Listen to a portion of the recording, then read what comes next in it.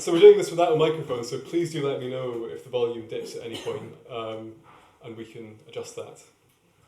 So yes, a recent new collection called The Sleep Road, my first full-length book. I think I'll just start at the beginning and work my way through and see where we end up, and I've got some other things if we need them. So this book's about a lot of things, but one of the things that I think it's about is the journeys that we make and the places that matter to us, and how those often seem to happen when we're not really conscious of them and almost as though we're sleeping. And the first poem that I'm going to do maybe relates to some of that, and it's called Unland. I know a word for the weather-beaten places, a word for where nothing will grow but what we cannot eat, for where the land is worn at and washed away by waters, which erode soil as the stillness does these words, for where no nation matters, for where the little lochans lap up ever so lightly at the lowering sky, and hidden drove roads wind downhill towards infinity. How are you doing without the mic? Are you okay? Absolutely Yes, fine. yes, Yeah, yeah. Perfect. No, good, gentle. Nice. That's what I aspire to, mostly. So the second poem is, I know that you're going to Finland. It's kind of has a Finno-Ugric adjacency about it, in that it's about kind of about Estonia. So my partner and I had a lovely trip to Estonia a few years ago, and I discovered in the course of some googling around some stuff about that their word for goldfinch is ohakalind. And I apologise for my pronunciation if there are any Estonian speakers in the audience and I'm mangling it. But that literally translates apparently as Thistle Bird, which I thought seemed something that was, just asking to be visited in terms of a poet from Scotland. And I also had in my mind that the Russian poet Osip Mandelstam, who's just amazing, his favourite bird was apparently the goldfinch, which seemed significant somehow. But the poem is called The Thistle Bird. I make this poem as softly as I can, for fear of frightening the only word I need, which landing in Estonian becomes ohakalind, the thistle bird. A skittish shyness shifting in a blurred flitter of feathers through the dappled trees around Viljandi, where the silence stirred up by its tiny wing beats and a breeze blown off the Urals, weighs the centuries through which that word, ohakalind, has passed, weighs up the alternate realities in which little Easti failed to last. Goldfinch, ohakalind, another name for it is Lasakolja, forest flame. So there's quite a few poems in this collection that pay some attention to the Dark Ages, so-called, maybe inaccurately. But I think there's something about that period of the history of this piece of land that's sort of on the edge of the textual historical record, but also very much quite silent to us now, that is quite tantalising and seems to be something that provokes me into poetry. So this next poem is called Banad, and it's a place in Argyll that was a royal centre a long time ago. And there's a rock on the top of it, on the top of the hill fort, that has the outline of a human foot in it, and it's believed that it was involved in coronation ceremonies, I think. So this poem sort of tries to do something with that. Banad. A hollow like a human foot, incised into the living rock, which I filled with my walking boot one day, daring the sky to crack at my temerity. But no, somehow the vault of heaven held, and holds however many go, to do what only one, who ruled the rest, was ever meant to do. To stand where he might see his lands unfold, then swear he would stay true to what he saw. The image sends a little tremor down my spine. It would be good to promise this, to feel behind you in a line the others who came to this place before you did, to prove their worth by slipping off their hidebound shoes and bootless promising the earth, its browns, its greens, its greys and blues. And this next wee one kind of stays with the Dark Ages, and it is called Pectus. And Pectus, I believe you've got a Picture symbol stone in this parish, which I'm looking forward to seeing tomorrow. Yeah, we do. It's a Z-shaped one, I gather. I think it looks like a slug cutting the grass. Beautiful. That's a very good image, really. But yeah, their language doesn't survive, so the stone is here, but their words mostly aren't. I mean, there's wee bits here and there. So this poem is about that. Pictish. Listen to the wind where this language was. The whisper as it passes through the long grass at St. Vincent's. The leaves are abelemno. Read on past the pause where its king list ebbs away into the waters of a new tongue. So the river Ewe runs downhill towards its sea loch. Reach out and touch the topsoil to which its syllables remain attached. An anchor lodged in sand years after the ship has rotted. Throw one last log on the fire as you pronounce their names. Nechten and Brood, Drosten and Dressed, then let them blend as smoke does with the midnight air.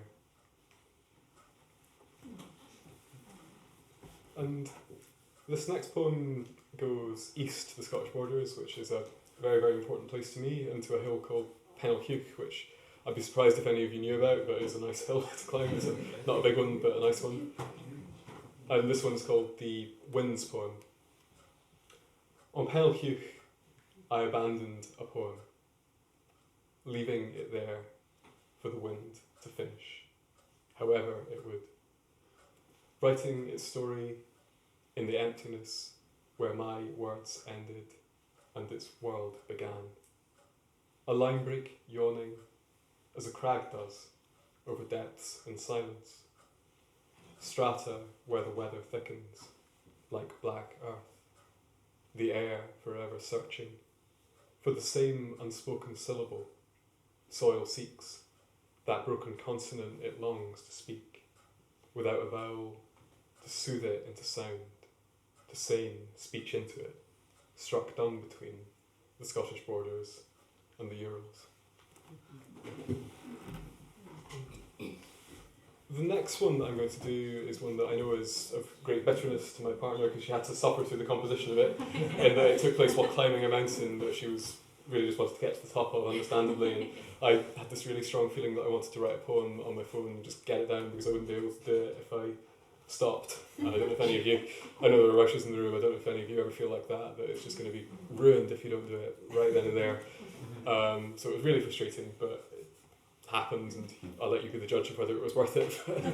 It's called A Lump of Quartz, and it's about a real stone, for what it's worth. I found the goodness of this world exposed out on the high moraine of Ben Doran.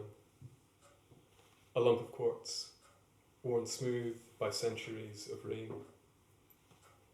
No larger than a small child's fist, I felt its cold weight fill my palm. A heavy lightness, like the sweep of some old Hebridean psalm. I turned it, marbled white and grey, now dull, now dazzling as it shone. It could have been a fold of fat, cut from an icebound mastodon, or dropped there by a glacier, the still heart of a fossil bird, grandsire to Archaeopteryx, for which science has, as yet, no word. A pebble to put in your mouth, and roll till you had learned to speak. a simple thing to throw away after an hour, a day, a week. A single stone containing all compassion, virtue, tenderness, waxing and waning with the ebb and flood tide of our tendencies. It was one. Oh, you're too kind. You were noticing that many of these rhyme, this next one doesn't. So this is another Dark Agey one, it's called Algum. So Algum being the script that's used to write old things and relates to trees. So this poem, or sequence of 3 sub-poems, takes 3 Algum inscriptions and tries to use them to write acrostic poems. So they look really weird when you just look at them transliterated, like a big car crash of consonants all coming up against each other, that then people have to work out what they actually mean. So this is kind of, if you put it vertically and make yourself try and put a poem into it, seemed like a fun exercise. So that these all relate to 3 physical objects as well, so each sequence starts with that object. So Algum 1, the Brandsput stone. It must resist the philologist, almost unsuccessfully. Then, as it seems to yield, allow a little doubt to drift, like wood smoke, or coastal har, across the characters, ever redeemed and ever negated by their many silences. 2. The Bequoy spindle hole. Before it is misunderstood, each weathered carving names nothing, is deprived of speech, though as a poem occasionally can, still manages to communicate something, albeit only our need to express ourselves in whichever material is nearest, lest we be forgotten. 3. The Luniston stone. Even the lichen tricks us as it etches away, and so confounds us till all hope has been erased of our translating half these stories lost in stone. And again, how the wind has worn them till only the faintest trace stays anchored, nearly yet not quite reduced to nothingness. How the rain conspires against consonant and vowel as it veers in, everlastingly voluminous and vulture-like. No words can express how much has vanished, but nonetheless I offer these words now to sweeten sorrow.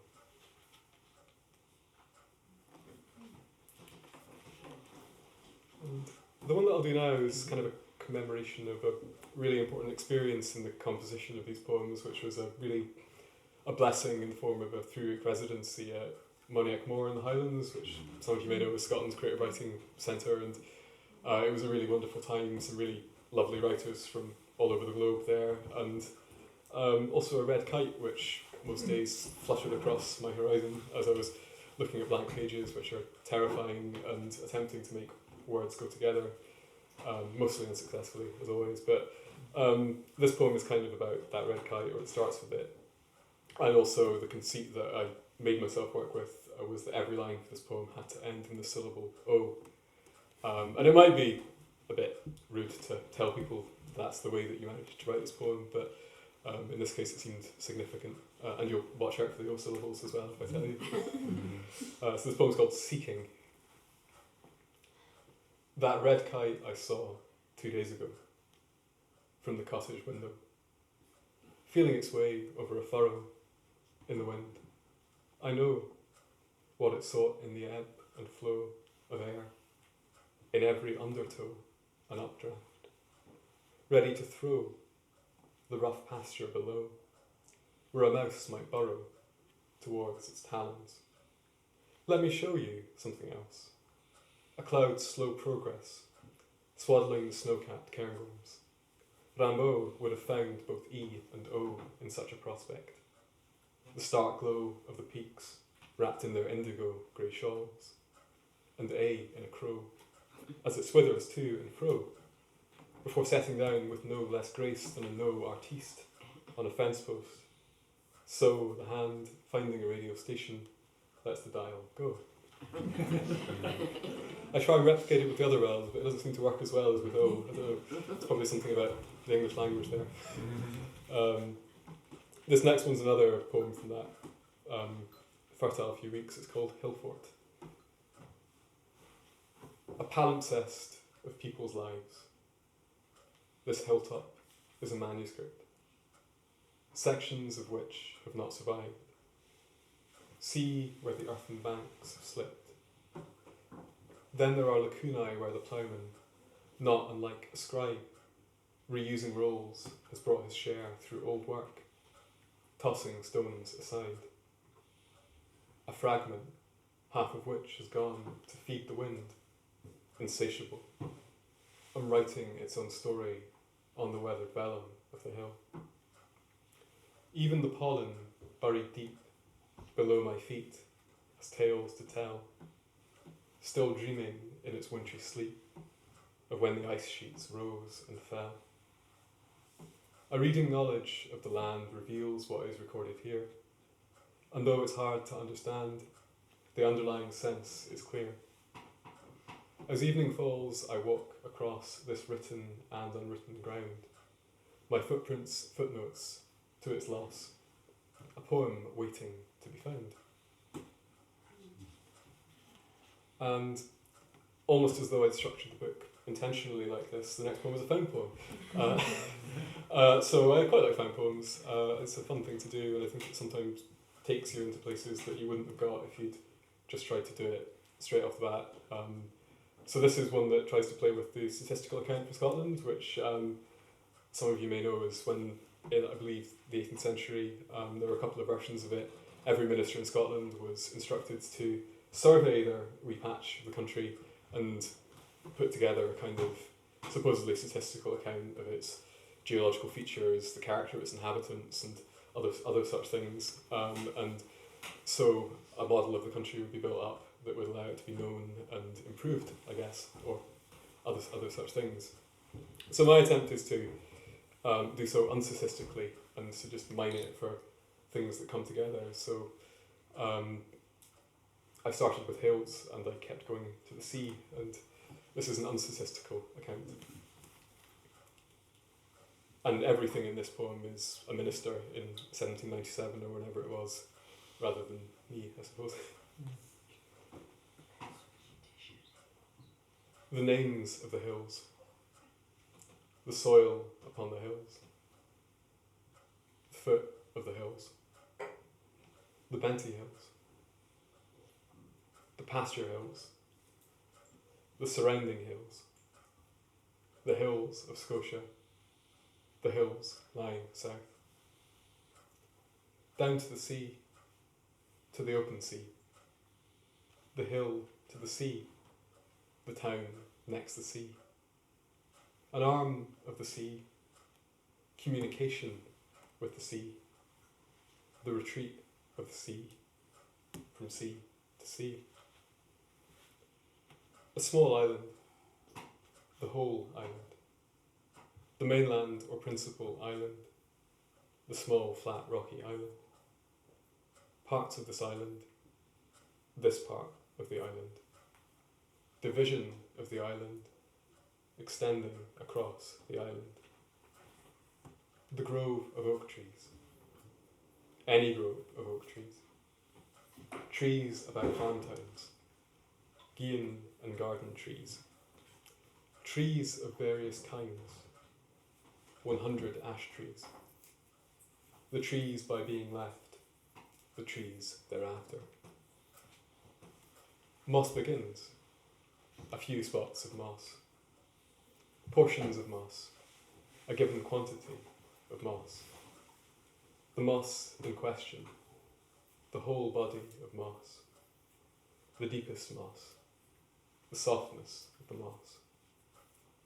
Small farms, the smallest farms, lost in the large farms, the farms being fitted for sheep. An evil attending large farms, the lands in great farms, improved farms, the farms have not been measured. This people, they are like other people, poor people, frugal and laborious people, common people, the very lowest of the people, people in general, our own people. We consider the climate. The climate is good. The climate is healthy. The climate is cold. The climate of Bendothi. The climate in this parish. The climate of the place adapted to the climate. 1,000 hills overflowed by the sea. Then in the island, trees lying in all directions. The total abolition of the moss. The monopoly of farms. The passing of people. The climate is so unsteady. And this one now is called The Sleep Road, and it's the title poem for the book, which hopefully the sequential order makes sense, as we are, in a sense, all on the sleep road in one way or another. Over the moor, we walk together.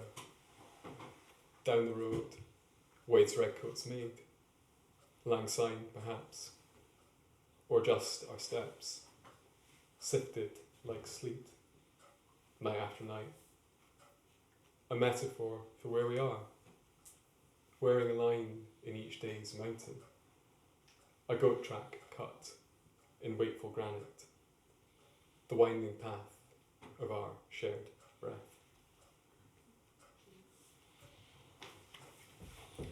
And for a bit of lighter relief, this one is called The Sullen.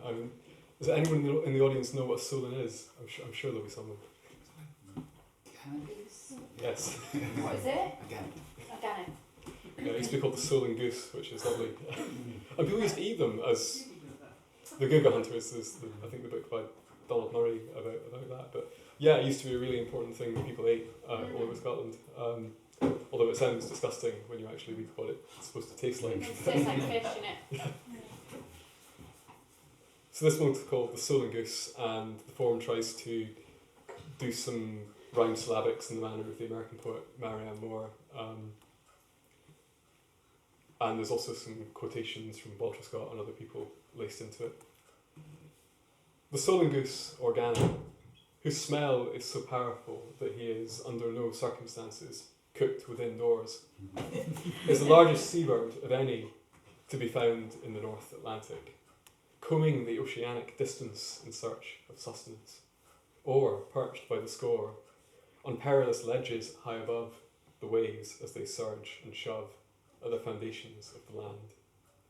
Scott, a writer not to be deterred by powerful smells, insofar as his novels required, describes the relishing taste, fish interlaced with pheasant, of a well-smoked sullen, which till recently formed an important part of our cuisine.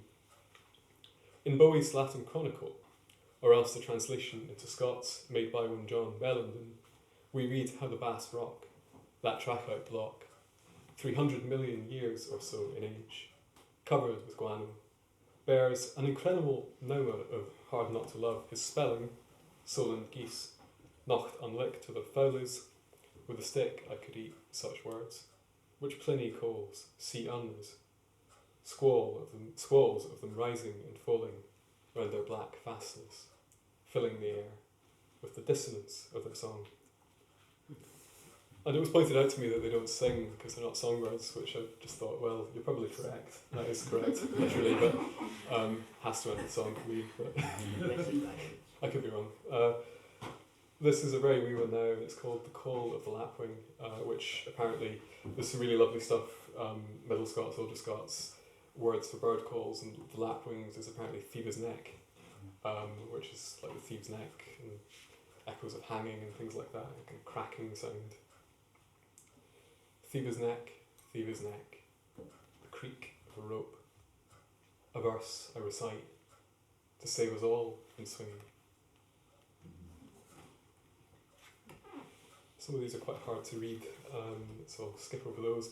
This one is called Inchkeith, and it refers to James IV's notorious linguistic experiment where he sent some children to an island to see what happened when you removed language from people, and it's a horrible thing to do, but quite compelling also in an awful way. Inchkeith. One of the iron-tongued annalists records how James IV, who knew 9 languages, grew captivated by the silences in which the secret origin of words lies hidden from us. Listening to the birds, whose speech comes closer to the deities than ours, he asked the wind what language is, obsessed with glottal stops and voiceless surds. At length 2 low-born infants, seized or bought, the writer doesn't specify, were sent off to Inchkeith, an island in the Forth. Raised by a deaf and dumb wet nurse, it's thought they learned some Hebrew from the imminent, while showers of hail descended from the north. It was a fairly strange place for Renaissance Scotland. And this next poem is also a Renaissance one. It's called A Renouncing, and it starts with an epigraph from the treasury accounts of the late 15th century, where there was an entry for an item given at the King's command, 3rd of September, to John Brune Luther at his passage our sea to leave his craft. So it's a musician who's sailing away and leaving his work as a musician. And I suppose anyone that makes art, makes music, makes song, I think always, I do anyway, sort of toys with the fear of losing it and not being able to do it anymore and just finding that it doesn't work, whether you have to step away from it. And I think that's a fear that's best confronted, and maybe try to do so a little bit in this poem. One by one, he snapped the strings, bringing a borrowed kitchen knife, 15 times down, upon an instrument which kings once wept to hear, whose subtle strife he had outgrown, or grown tired of, and though it stung to listen to each twangling sound, the tautened gut, made as he freed it from its long rigidity, somehow he found the strength to cut, the strength to break over one knee, that neck on which his left hand danced in Linlithgow, in Edinburgh, while royalty took surfeit of love's food, entranced within a glow. The bitter wool to put his right straight through the body like a teardrop of soft wood, then give all to the fire as night set in, a dark sail riding near upon the flood.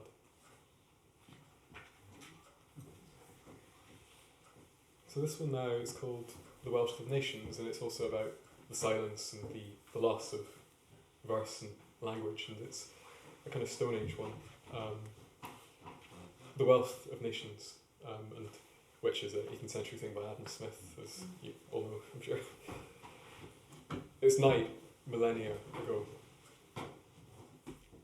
and in the Beaker people's tongue, a man or woman, we don't know, is turning silence into song.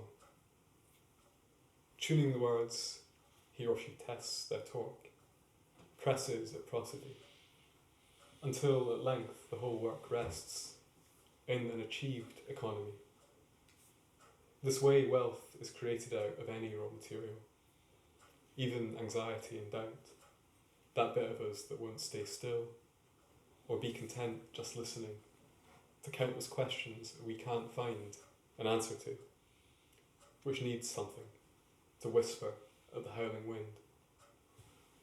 Held in the mind and handed on, from one lifetime down to the next, the Beaker poet's poem is gone, a few cracked pots, its only text. And isn't this a fair exchange, a song of the retreated ice, through its own absence, rich and strange, worth nothing, since beyond all price?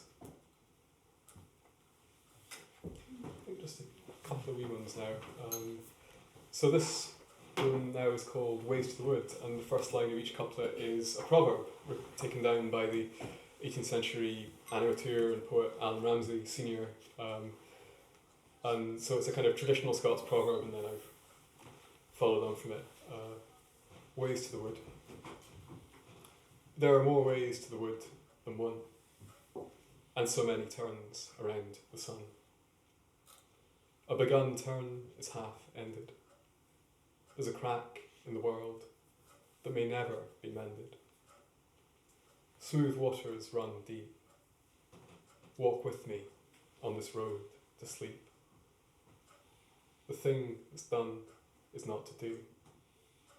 And still I write these words for you. You come a day after the fair. You are my oxygen, my air. No one knows we're a blessing, my light. You are my nitrogen, my night. It's good to sleep in a whole skin, but you're the world I'm sleeping in.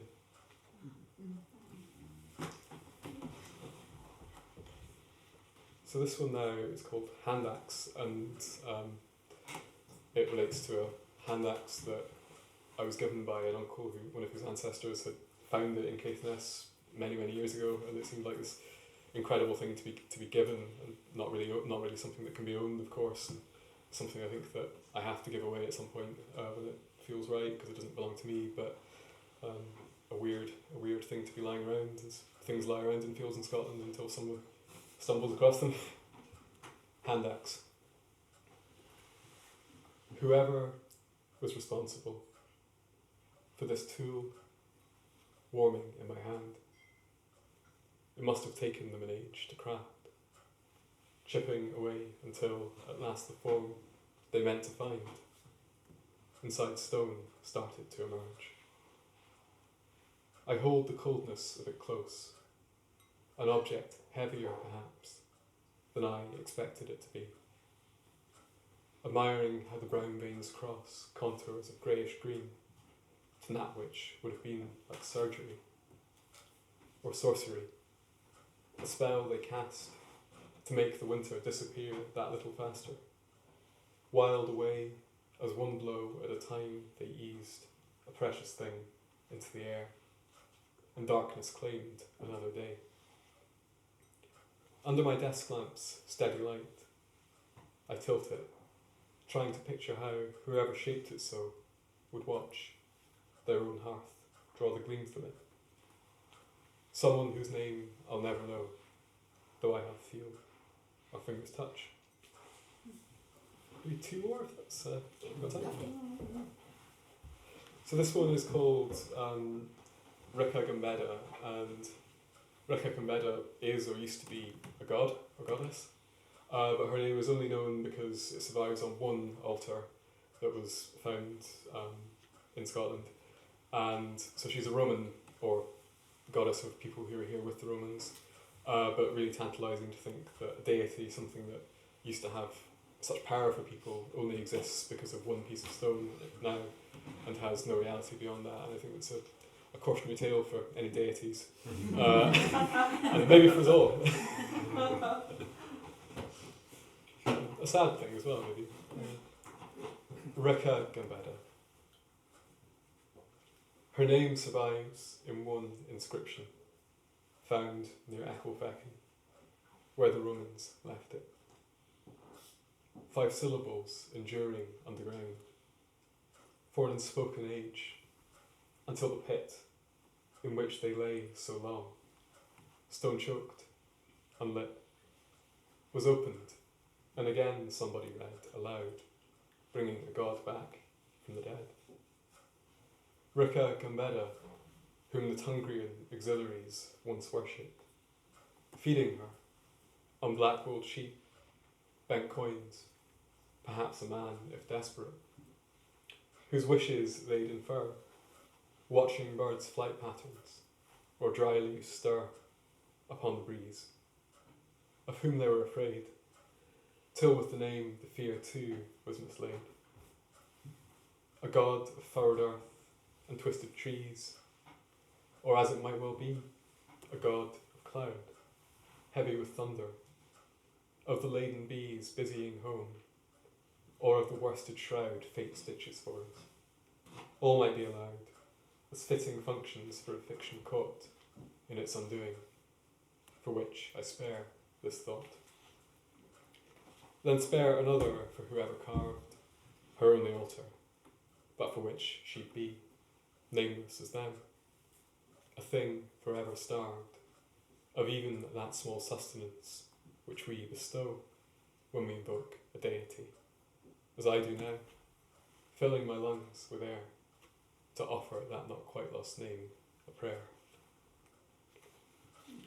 So this last poem is called Fishing, and it's another Borders poem. It's about having been locked down in England, where we were at the time, for about 6 months. It was really quite a manna-filled experience to get back to Scotland for a few weeks after the first lockdown had ended, or maybe the second. I lose track of the timeline that we've all been through.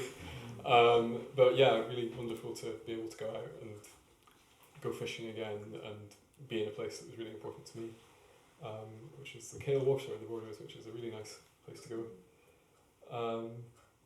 Fishing. As summer ends, we let our minds wander on water, reading the river like a book from which we take whatever sense we can as silence shifts between each line cast on its troubled surface. Thank you very much.